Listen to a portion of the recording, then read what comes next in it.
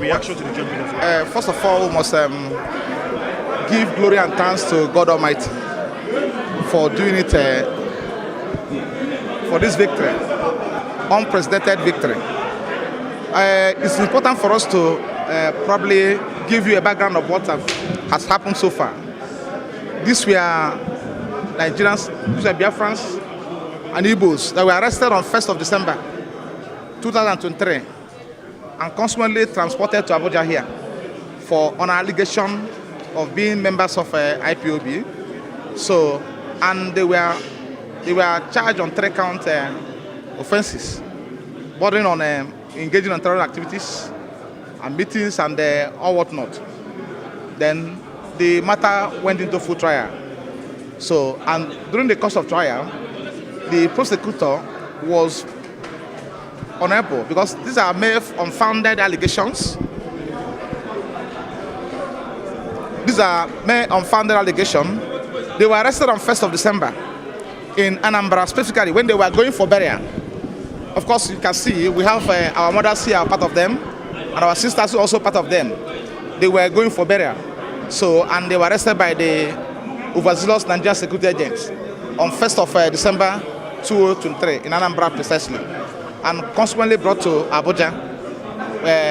When we followed it up for them to be released on bail, they said they were involved in terrorism activities and planning to engage in also terrorism activities, and they were consequently arraigned before this court, Federal High Court, on 3 count charge that was out on terrorism and terrorism activities. So the matter proceeded to full hearing.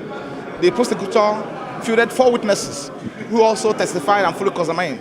So, and of course you are aware, those who were in court, they were unable to prove in the first place that these people are members of IPOB, that these are innocent Nigerians who are all legitimately engaged in meaningful activities, going for meetings and burial, going for burial, not meetings. So when they were accosted and brought here. So they failed to prove, first of all, they are members of IPOB. They failed to establish that they were even engaging in unlawful meeting in the first place. So at the end of the day, the court discharged them of the 3 count charge and acquitted them of those count charges. And they are free men today and women. So I give glory to God for the victory. It's not by our might, it's by the grace of God that we did it. So I thank God for the victory. Thank you. Of course, let me just say this thing.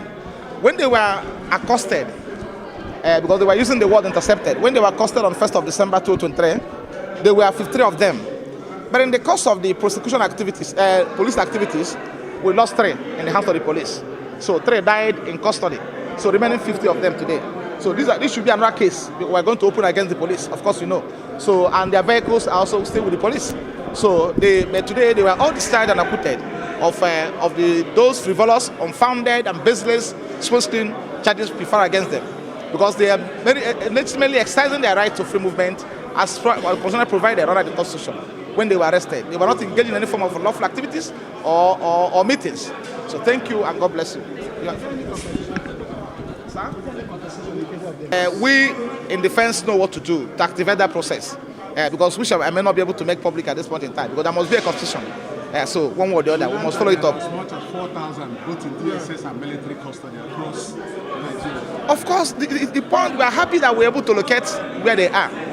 There are other people who are of same fate to them who cannot be able to identify where they are being detained today. That's the point. So, but we're happy that they are here today, and God has given justice to the case. So thank you. Staff justice, thank you. They were 53 in number.